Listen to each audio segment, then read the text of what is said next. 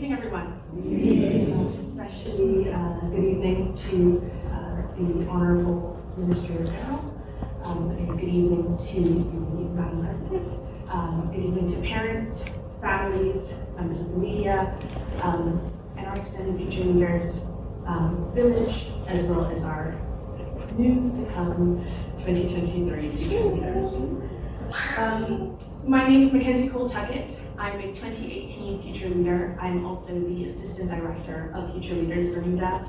And I've had the pleasure, alongside Mr. Sion Tatum, another Assistant Director of Future Leaders Bermuda, as well as our head teacher, Ms. Key Holmes, to teach these incredibly brilliant future leaders over the past 3 weeks. Each year, our summer program adopts a new theme, with quotes selected from inspiring historical figures, both locally and globally. The theme of this year's program was based upon senior rights activist Maggie Kuhn's quote, "Speak your truth, even if your voice shakes." The quote was selected in honor of Sister Laverne Herbert, or Aunt Laverne in my mouth, who embodied courage, advocacy, and an unwavering commitment to equality and justice on our island. Over the course of the past 3 weeks, the 15 brilliant future leaders to the left of me have covered a 7-unit curriculum with topics ranging from identity and privilege to leadership and self-determination. If there is one word that I and the rest of our teaching team, Ms. Key Holmes and Sion, have said the most over the past 3 weeks with the 2023 Future Leaders, is why. The Future Leaders program, from my perspective, is about encouraging reflection, both in and outside of the classroom. This reflection is aimed at the core of the issue, at the root of the community, and at the beginning of the cycles of which we discuss. At our launch press conference, Sion asked, "If you do not share your truth and make your voice be heard, who will?" And while I am sure that many of you have heard the daily updates from your future leaders, and maybe followed along our 15-day journey on social media, it now culminates in this very moment where our near future leaders speak their truth and present their learning and understanding. Without further ado, your 2023 future leaders.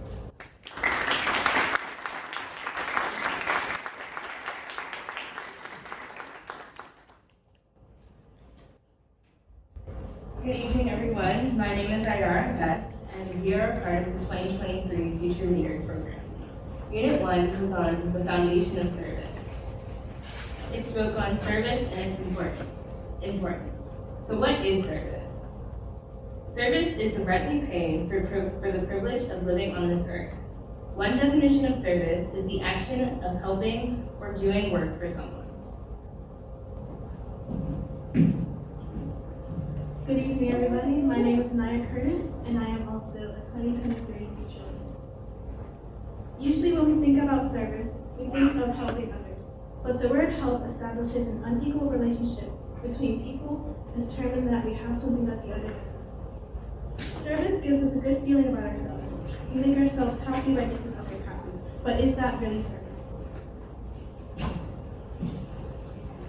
Good evening, everyone. My name is Hariko Cole, and I'm part of the 23 Future Leaders. Is all service good service? In Future Leaders, I learned that some service is good and some service is bad. Good service is when someone has satisfaction in helping others. Bad service is when someone uses service to make themselves look good. Good evening, everyone. My name is Jennifer York, and I am a part of the 2023 Future Leaders. Today I'll be talking about community. And my first question of my presentation is, what is your guys' perception about community? My mama. Not quite. Community is a group of people living in the same place or having a particular characteristic in common. Why is community important? Community is important because it creates a sense of purpose, builds social connections, and also support. Community that's important have power and numbers. Members of community feel safe and a sense of belonging. Community groups share a set of principles and work for the benefit of the public.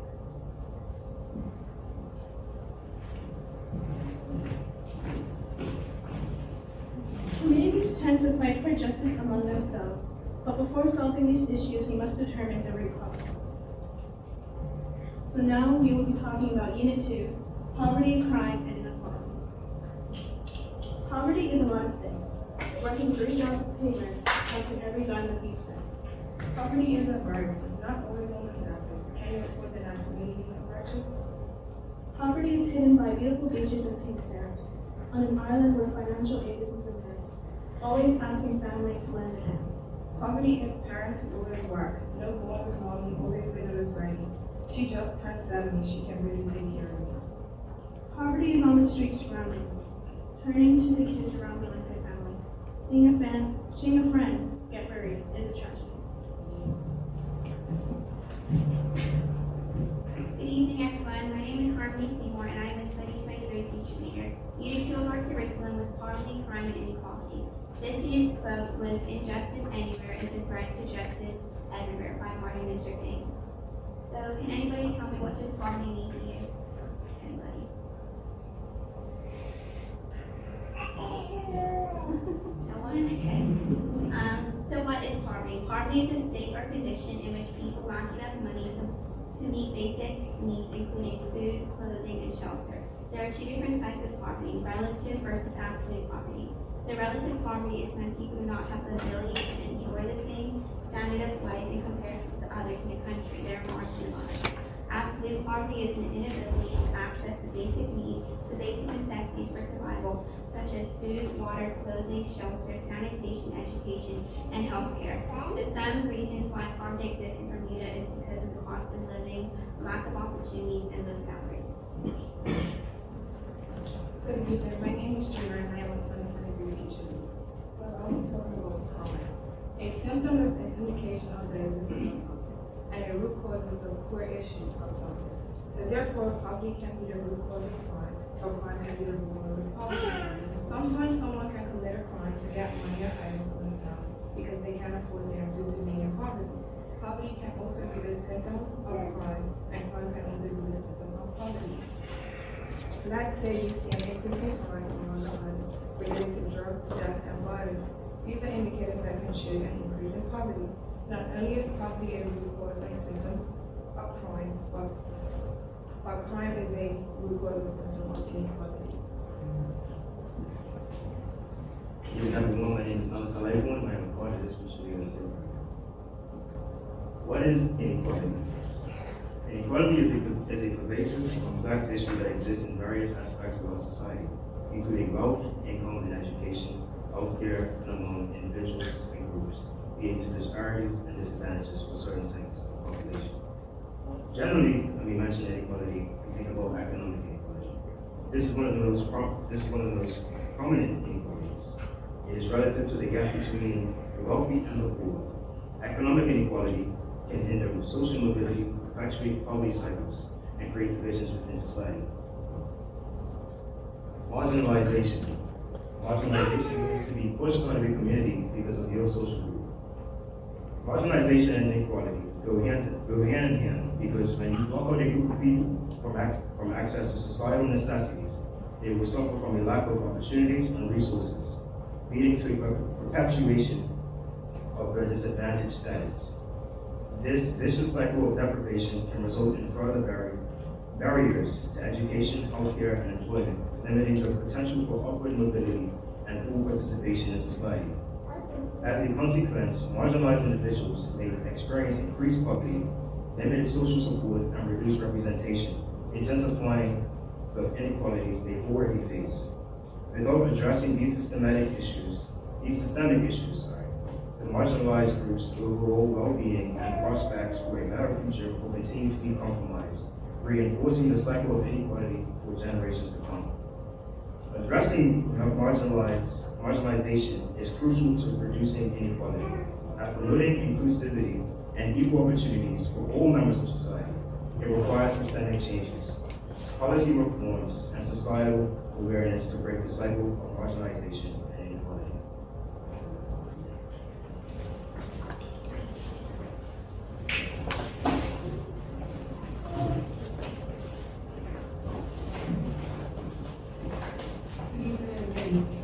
I will be talking about Unit 3, identity, and privilege. The quote of Unit 3 is with great power comes great responsibility. A social group is defined as two or more people that interact with one another, sharing similar characteristics and having a sense of unity. Regardless, social groups come in various sizes and priorities. Some examples of social groups are religious groups, ethnic groups, your college class, and etc.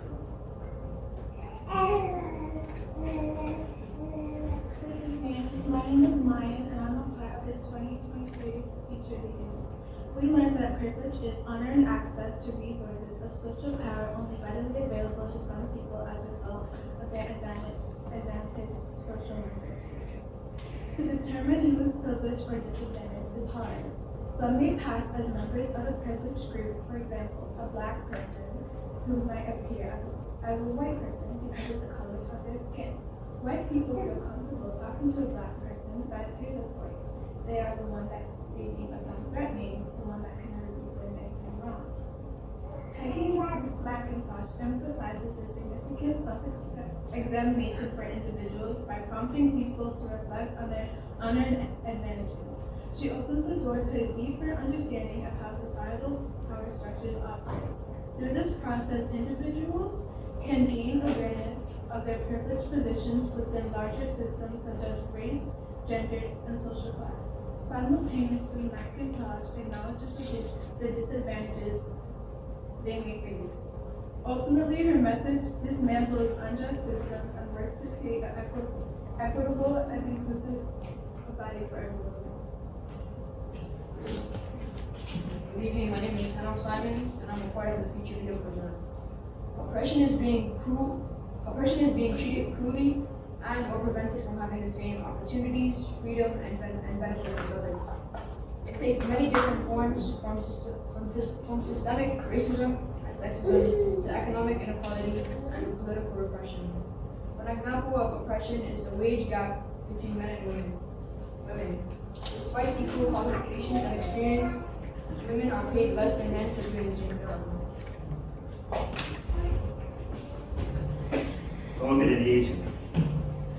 In politics and social movements, targets are those who hold power and are the focus of change, while agents are those who seek to bring about that change. The relationship between targets and agents is often characterized by power imbalance, with agents holding more power and resources than targets. One example of this dynamic is the civil rights movement in the United States, where white politicians and law enforcement officials were the agents of the movement, while African American activists were allies for the targets of the change. Similarly, in many countries with authoritarian governments, citizens and opposition groups are the targets seeking to challenge the power of the ruling agents. Intersectionality. Intersectionality is the intersection of social groups within one person's social identity. For example, if a person is both Black and woman, they identify with Black and female social groups. They may also be marginalized within these groups.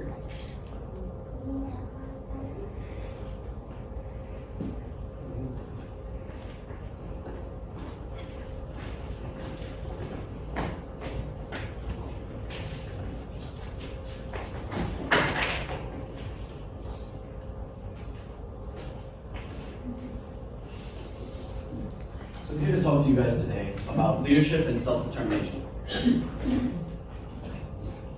Unit 4. My name is Elias Baya, and I am part of the 2023 Future Leaders cohort.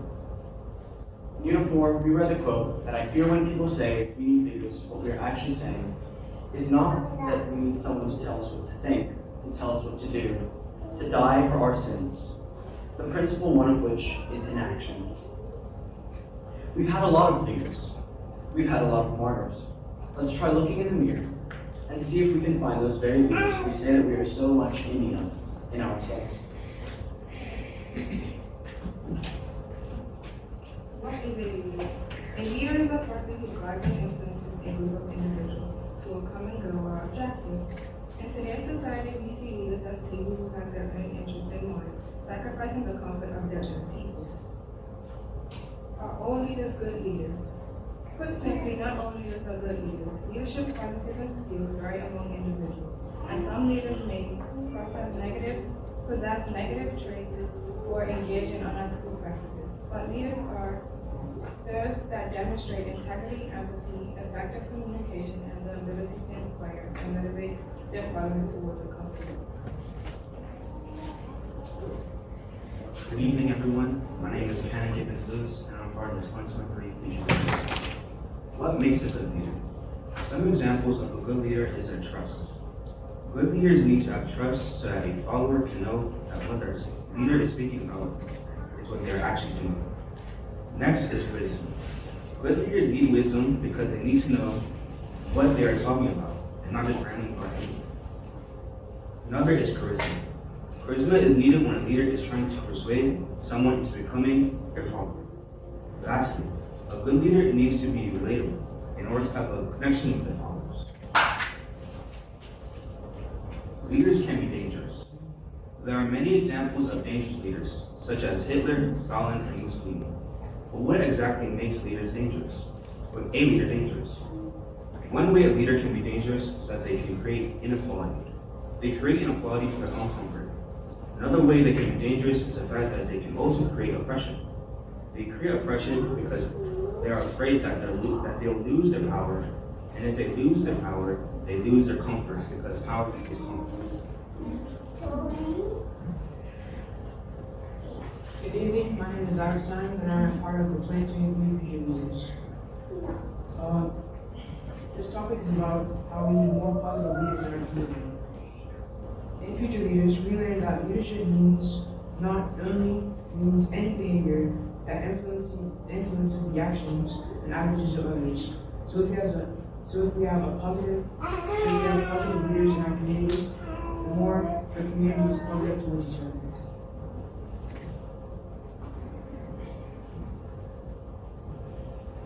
Self-determination. The concept that nations or groups of people, united by ethnicity, language, geography, history, or other common characteristics, should be able to determine their own political future and destiny. Self-determination is important for several reasons. Number one, autonomy. Self-determination allows individuals to have control over their own lives and make decisions based on their own values, preferences, and goals. Two, well-being. Self-determination allows individuals to pursue their own interests and passions, leading to a more fulfilling and meaningful life. Three, motivation. When individuals have a sense of agency and control over their actions, they are more likely to be motivated and engaged. Self-determination forces intrinsic motivation, leading to better performance and achievement. Four, personal growth and development. Self-determination provides individuals with opportunities for personal growth, learning, and development. Equality in human rights. Self-determination is a fundamental human right recognized by international law. It promotes equality by ensuring that individuals have the right to determine their own political, economic, social, and cultural systems. Overall, self-determination is important because it respects and values individuals' autonomy, promotes well-being and motivation, facilitates personal growth, and upholds principles of equality and human rights.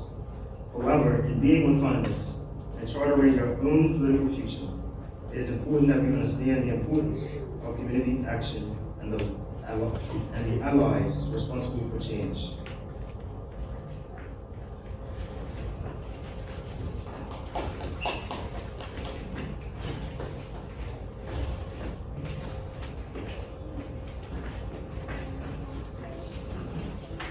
Unit 5 for our curriculum was social justice and activism. This unit's quote is, go to the people, live with them, learn from them, love them, serve them, plan with them, start with what they know, go with what they have, and with the best leaders, when the work is done, the task accomplished, the people will say, we have done it ourselves, by Lao Tzu. Social activists are people or organizations that try to promote good change and speak out about social, political, or environmental issues. Human rights, environmental protection, gender equality, racial justice, poverty reduction, and other issues may be the focus of social activists. To raise awareness of their concerns and promote significant change, They frequently turn to social media, community organizing, campaigns, and peaceful protests. Afternoon. My name is Kingston Mackey, and I'm speaking on why we need social activism. We need social activism because it plays a big role in challenging injustice, advocating for marginalized groups, and driving progress in areas where systematic change is necessary. Activism helps raise awareness about important issues and mobilizes people to take action and help those involved accountable. It gives a voice to the voiceless and empowers individuals to make a difference. Good evening. My name is Jaden McEwen Alexander, and I am a future leader. Piggybacking off of what Malachi said, for social activism to work, a society needs both an agent and target groups. The target groups to protest and voice change, and the agent groups to shape the norms in the society. The activists that advocate and are in the agent group are where allies come into play. To break this cycle of oppression, a person in a dominant group must confront others. An example is in Quincy, Massachusetts. They made a program to prevent domestic violence. Above all, studies show that former perpetrators confronting current perpetrators drop the rates of violence towards women the most.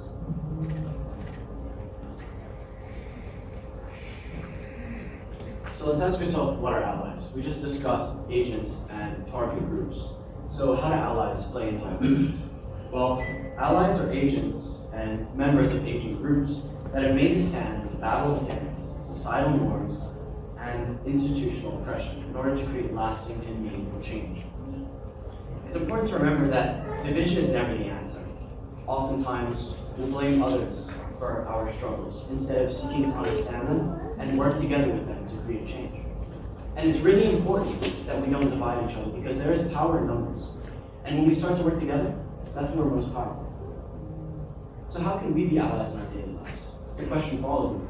At some point in our lives, we're in a position where we can make meaningful change, where we might see somebody being oppressed, where we have the voice and the power to change them.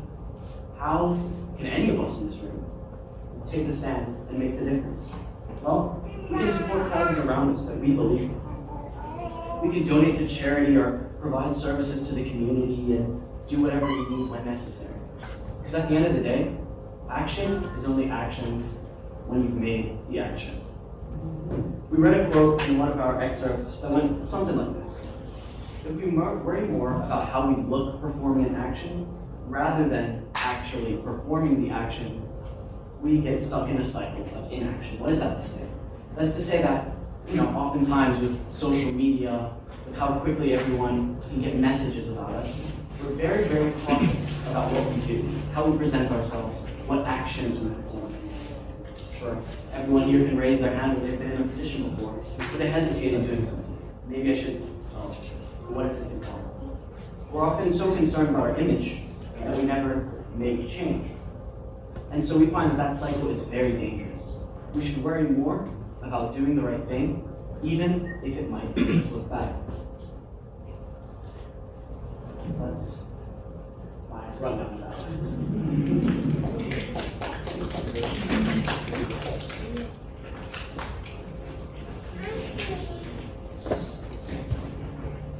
Now I'll be discussing Unit 6, the power to make a difference. Never doubt that a small group of thoughtful, committed citizens can change the world. Indeed, it's the only thing that ever has. Charity is often used when trying to help people or make a change in society. However, charity is not suitable for justice. Instead, you should think about philanthropy, the desire to promote the welfare of others. The difference is that charity is immediate relief to the people, whereas philanthropy helps people solve their problems in the long term. To sum this up, we should not seek to respond to issues as they arise, but we should be constantly thinking of how to prevent them from occurring. But most importantly, before helping others, we should first help ourselves. One way to do this would be through breaking our bad habits. It is very difficult to break a bad habit because they are deeply wired into our brains. This is known as the habit loop. The trigger can be a context or an environment, the routine, which is you doing the habit, and a reward, which is usually a spike in dopamine levels. The way to break a bad habit is to first understand that the cause of them is stress. We are easily influenced by sugar, caffeine, highly processed foods, drugs, and alcohol, which give us this dopamine reward. This reward eventually leads to addiction. You are more likely to continue this habit if you are stressed because of the desperation to feel better. So keep your stress levels low. The best way to do this would be taking care of your physical and mental health. Just think for a moment. All of the things that you care about in life are on the table in front of you. If you take away something, such as your pet, you still have the rest of your things, like your family and your career. If you take away, let's say, your career, you'd still have your pet and your family. But if you take away the table that's in front of you, you lose everything. This table is your health. Without taking care of yourself first, you'll be unable to help others. Also, an important thing to remember is that when driving, a car goes where your eyes are looking. If you focus on the cars beside you, you start staring towards them. So when breaking a bad habit, keep looking forward to where you want to be, as if you were driving a car. This leads to our final minute, taking action.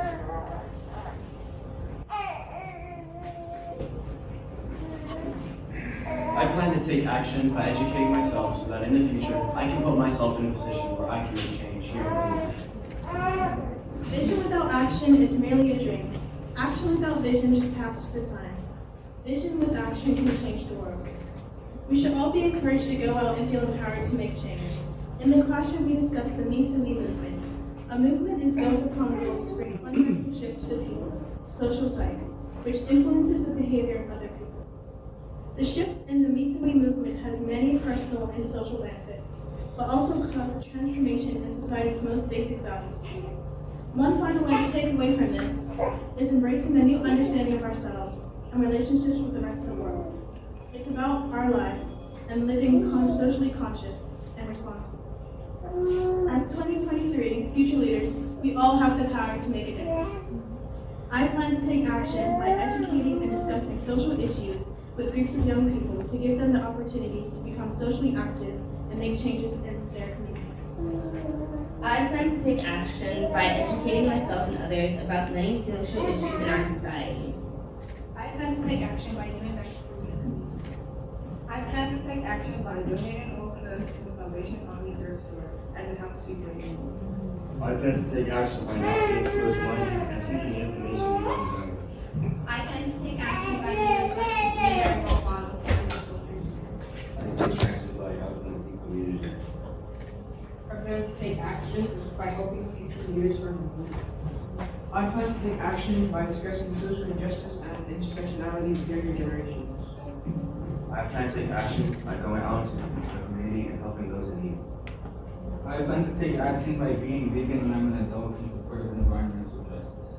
I plan to take action by donating to the social justice work. I plan to take action by writing about social justice and mental health.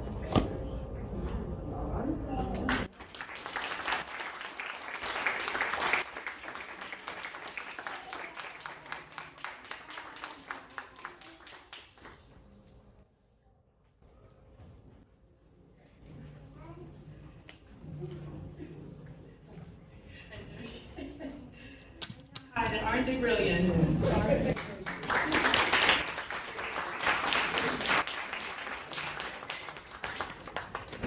All right, so now that the future leaders have given you an overview over what they've studied over the past 3 weeks, I now invite our founder and director, Mr. Ryan Robertson, Parent Chief, to say some words in college.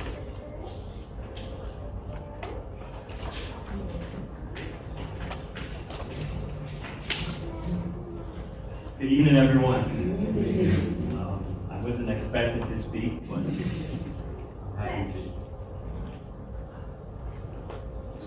I mean, my initial thought in looking at this group is I have to smile because parents, you remember, I certainly remember, 3 weeks ago when we went to cabinet and we stood in front of that camera, and a lot of these faces here had to fake like they wanted to participate. Do you remember that? Yes.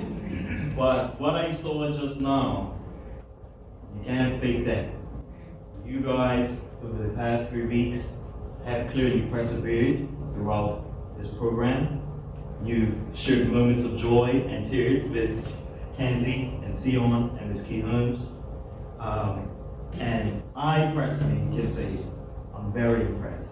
And I'm sure the families that are here are too. It takes a lot of courage for you to stick out these 3 weeks. As you can see, success is not guaranteed. But you did it. You all came together, you bonded, you questioned yourselves, you learned, you studied, some against your own will at first, but the fact that you're here today demonstrates your commitment. You did it, and you should give yourselves a round of applause for that.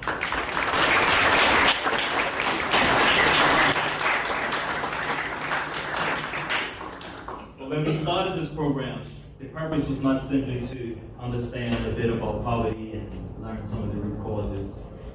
You're not just thinkers, you're future leaders. And so I don't want you to believe that now that you've gone through these 3 weeks, that this is the end. I know some of you got a bit emotional after going through 3 weeks of not wanting to be here, realizing that actually this is something you enjoy. And we may not have all expressed that outwardly, but I know each and every one of you, just by the fact that you're here, have taken something from this program. Otherwise, you wouldn't be. So I want to challenge you now to consider what happens next. When you look around in Bermuda today, as you've seen, we have a lot of issues such as poverty, injustice, crime, inequality. There's also a lot to celebrate in examples like yourselves. And I don't want to add too much pressure on you, but you all took it upon yourselves to get up at the end and talk about how you were going to take action. Now, Future Leaders is one opportunity for you, but there are many others that will come. And for parents, for the benefit of you as well, this is not the end, it's only the beginning. Come a little closer, Kenzie. So Sion is actually overseas pursuing his studies, who was also teaching alongside Mackenzie. But I want to bring Mackenzie up here as an example, because she took it upon herself after she completed the program to come back and help out. And it's not the only thing she's done, but you have living proof that this is a program and an opportunity where it is what you make of it. And just as you chose over the past 3 weeks to make and experience something that you can be proud to stand up here today and be a part of, it's only the beginning. So from here on out, there are various opportunities that will be presented to you through mentorship programs, through summer retreats, through community service opportunities, as well as many scholarships, benefits, and grants that are open to you. But that's on you. Our commitment here today, Mackenzie's commitment, Sion, and Ms. Key Holmes' duty was to make sure you got through these 3 weeks if you wanted to. From here on out, the roles are reversed. Yeah? The same way that I sat here today, I came at the first day of the program, and I didn't come back until aside from lunch today, right? Because the whole idea of this program is its success is not dependent on me or Mackenzie alone leading you or teaching you or delivering anything in a one-way fashion. The success comes after this. This was the preparation. So, having spoken with Fiona, Kenzie, and Sion a little bit about this group, I just want to point out some things that I want to remind you of that we found major unique. One of the reasons I had to step back and allow Sion, Kenzie, and others to step up to the plate, as well as the future leaders that are in the audience that helped out, is because when I started this program, I was 21, and the oldest future leader would have been 18. That's a 3-year age gap, right?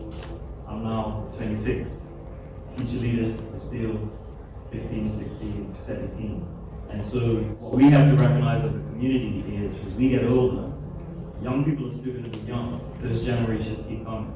And we don't always connect in the same way. So it's my job to step back and allow others to step up, right? And so one of the things that's unique, especially about this group, is that you guys just learn different. And I think you recognize that as well. There are certain needs that you have that not all of us can satisfy. Sometimes it takes you to tell us and to take the lead as to what the solutions are, as to what you need, as to what you want in order to progress. And that applies to not just your learning in these 3 weeks, but it applies to this country. It applies to the economy, it applies to opportunities, it applies to what you want to do with your own life. And so I want to point that out to you because you wouldn't have been able to stand there after these 3 weeks if you didn't make this particular experience something that was necessary for you in order to succeed. And that's something that I know you had to articulate, and you and Kenzie and Sion and Key Holmes had to talk about in order for you to get here today. And to me, that is a prime example, just this experience, of the power that you have. You didn't just do this to put on a performance or to stand up and pass this test in front of you for this ceremony. You did this because you actually learned something. You did this because you had to actually meet those tools and put those things together in order to get the information you needed. Nobody could have forced you to get to this point. So I want you to recognize that you have that power. And in the same way that you had that power for these 3 weeks, you have that power from here and the rest of your life. So I want you to make a commitment, just as you made this experience your own and took ownership and exercised self-determination, that I want you to reflect on what that means from you here on out. But in the meantime, we won't add that pressure on you just yet, because we want to celebrate your achievements today.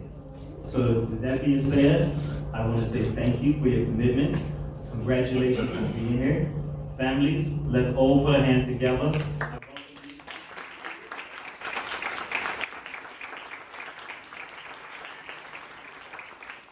To our Future Leaders Village, and from here on out, you have our full support.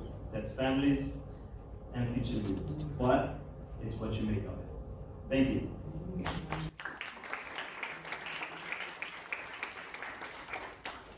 So, certificate time. I'm going to keep Brian up here, and if I can get Ms. Key Holmes to head over. We'll take a pause as well for parents who want to come down and take a photo.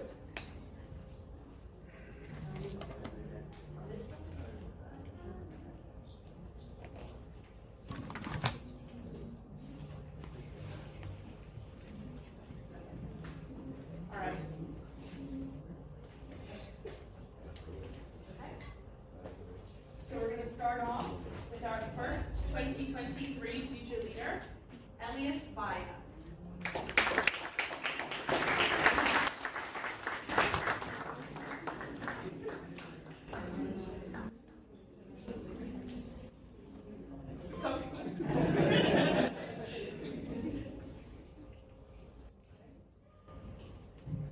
Ayara Best.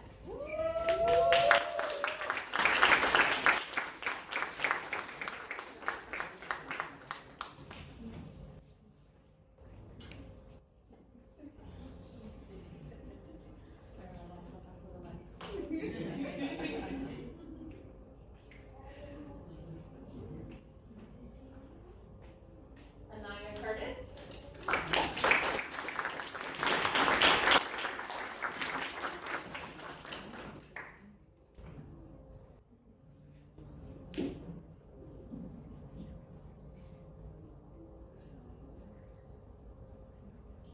Cannon Gibbons Lewis.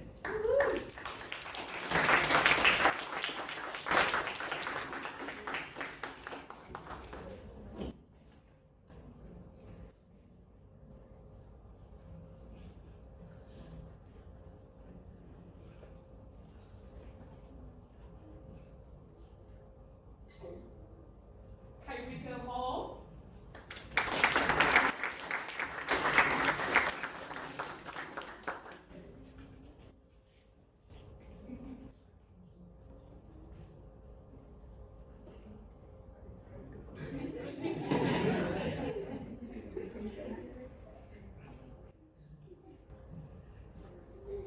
Jameer Hatherley.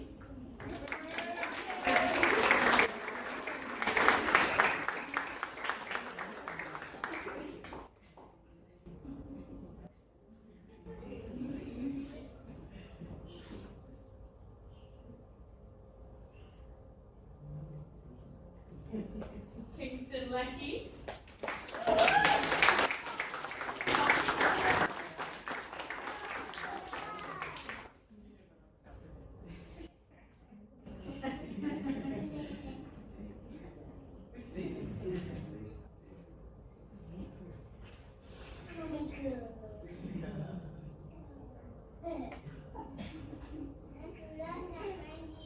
Malachi Lightborn.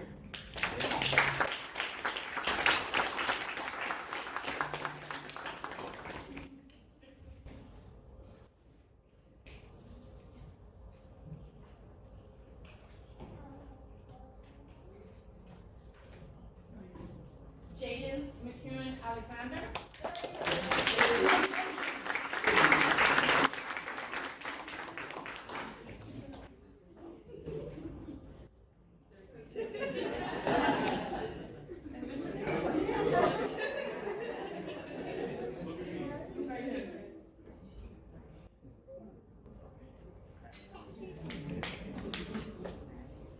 Mayan McHugh.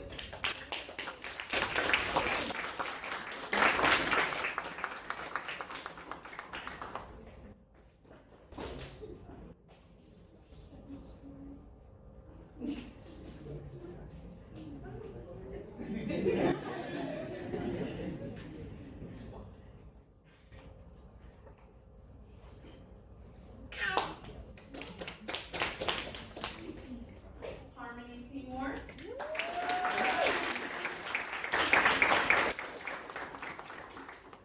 That's my girl.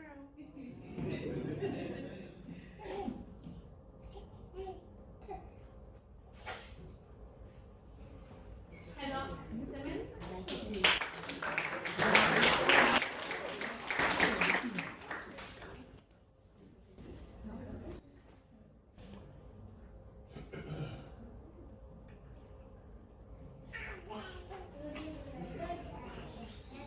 Zadok Simon.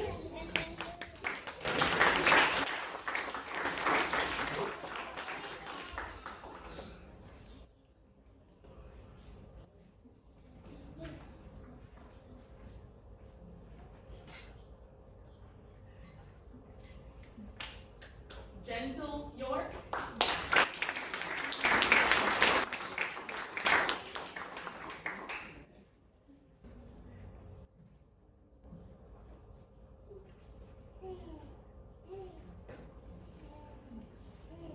And one future leader who is overseas, but J. John Butterfield as well. We'll give him a clap just for being everywhere.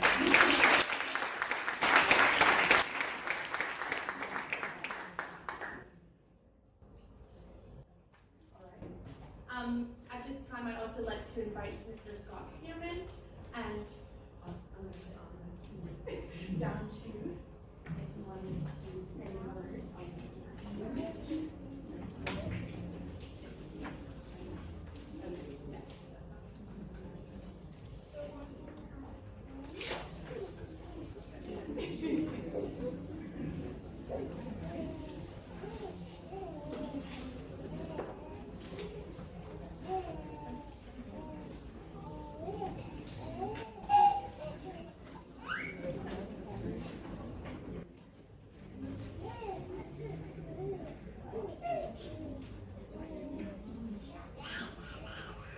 In honor of Sister Laverne Ferbert, we are also pleased to announce 2 new awards established during this year's program in honor of the late labor activist. The Sister Laverne Ferbert Awards, each in the amount of $500, are given to the 2 students who demonstrated courageous expression, authenticity, and vulnerability, growth, and personal development over the course of the 3 weeks. Those who spoke their truth, who not only answered our why, but also asked us why. We thank Mr. Scott Pierman for sponsoring one of the awards this year, and the anonymous donor for the other. I will invite the family, or the representative of the family, to say a few words before we announce this year's winners. Good evening, everyone. My name is Maxine Estelle. I am Laverne Ferbert's youngest sister, and it is an honor for us as a family to hear that the future leaders of Bermuda have done this. Laverne definitely spoke her truth. There's a comment I think you have on the back of your shirt that says, "Speak your truth even if your voice shakes." Laverne used to speak her truth even if her whole body shook. Her hands would shake, her voice would shake. but she was that committed to what it was that she was doing. And so the opportunity for young people to hear of another community hero is what I think this is an opportunity for you. And it also is to let you know that anybody can do the kinds of great things that Laverne has done and other leaders in our community have done, like Mr. Robinson here, who Ms. Furman was so proud of. She just loved Ryan Robinson, haven't you? So the opportunity for Ryan to do this, the family really thanks you for that. And we have a little something for the two persons who have been nominated, and thank you very much on behalf of the Burns family.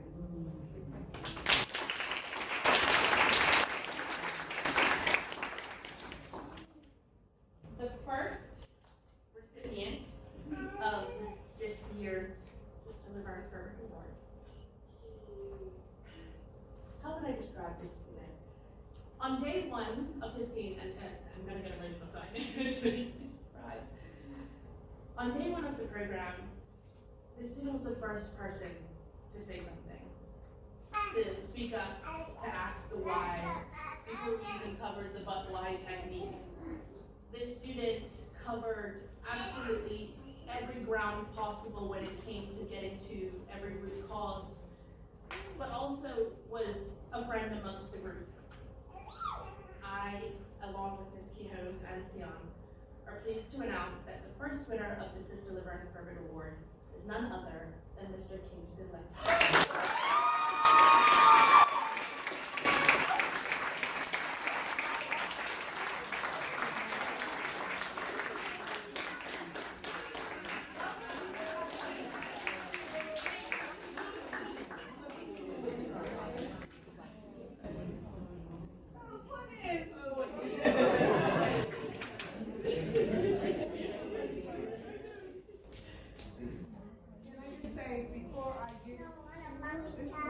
Young man, one of the things that Laverne did was she read vociferously. She read amazingly. In fact, if you go down to the BIU, I think it's one of your boardrooms, there is a library of her books. There are more than 100 books, and that's only some of her books that she had.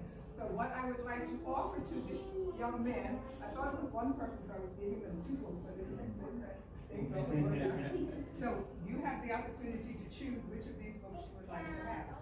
She read fiction and nonfiction, so I have a fiction and a nonfiction book here. Okay. Congratulations. This is The Bluest Eye by Toni Morrison. Good book for a young man to read. Yes. It's a female perspective.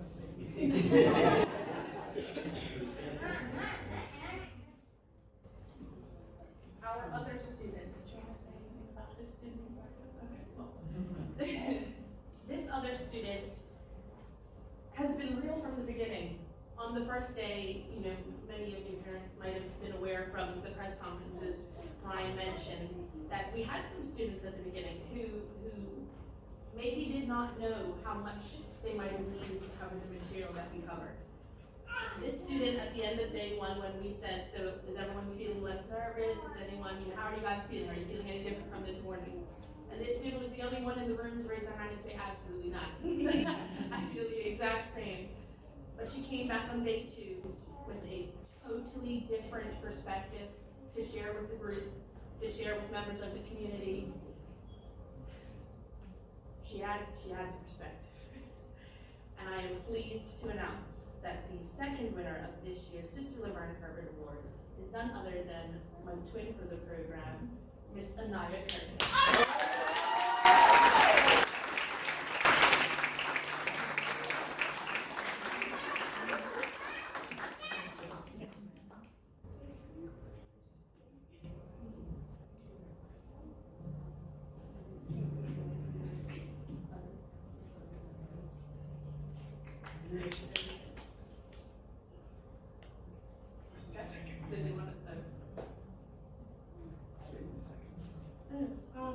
The conversation.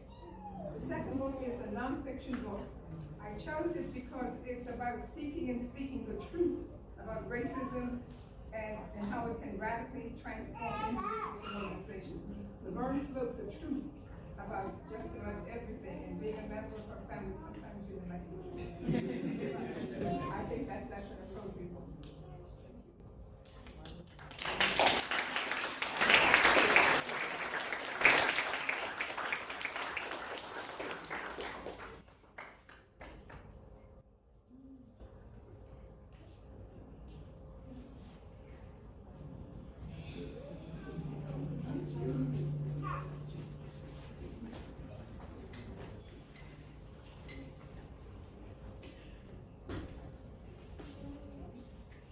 At this time, we'd also like to do a few thank yous to our community partners.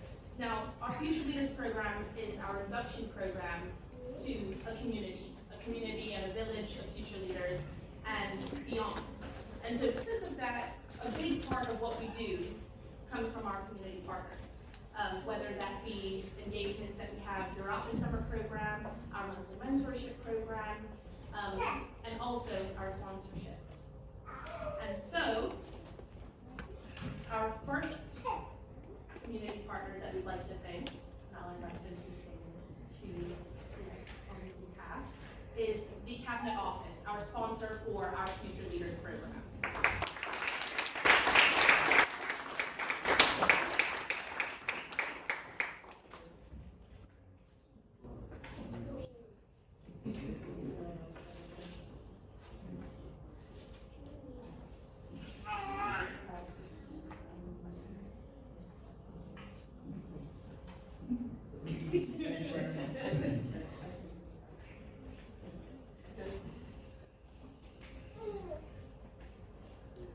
Our second, our platinum sponsor, HSCM Bermuda.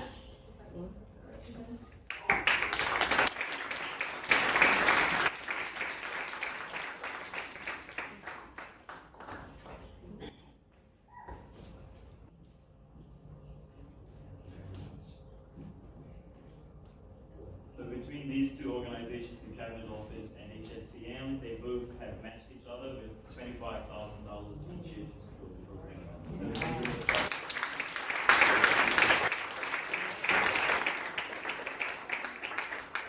an excellent example of what can happen when public and private come together. So we just want to give a thank you for that support. I will just list some of the other ones and some of the other certificates of appreciation we have. Of course, the Bermuda College, the space that we've used, the space we're using today, we'd like to send a thank you to them. The Salvation Army was their first excursion for the program, so we'd like to also send a thank you to them. The Department of Court Services, a thank you to them as well. The students had a fantastic experience there in our second week of the program while studying poverty, crime, and inequality. Mr. Stockton.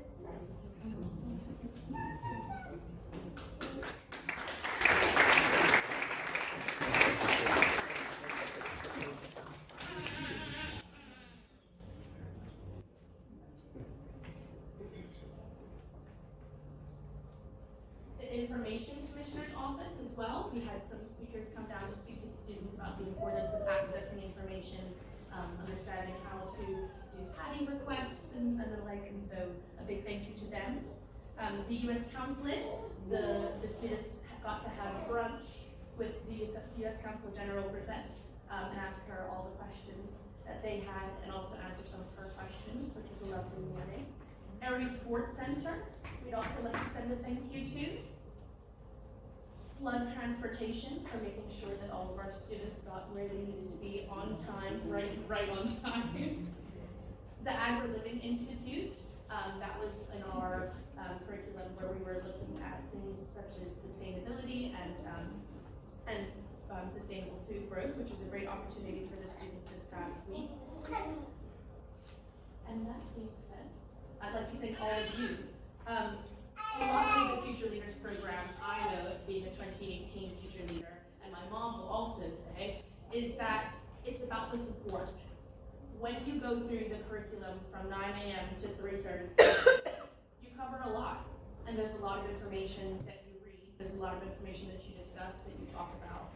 And when you come home and the first thing that you want to do is talk about it, they're the ones who ask the most but whys, because they haven't been going through the curriculum with all of us throughout the rest of the day. And so a big thank you to all of the parents. Welcome to our future leaders here as well. And we thank you for allowing us to share this space and share discussion with your future leaders.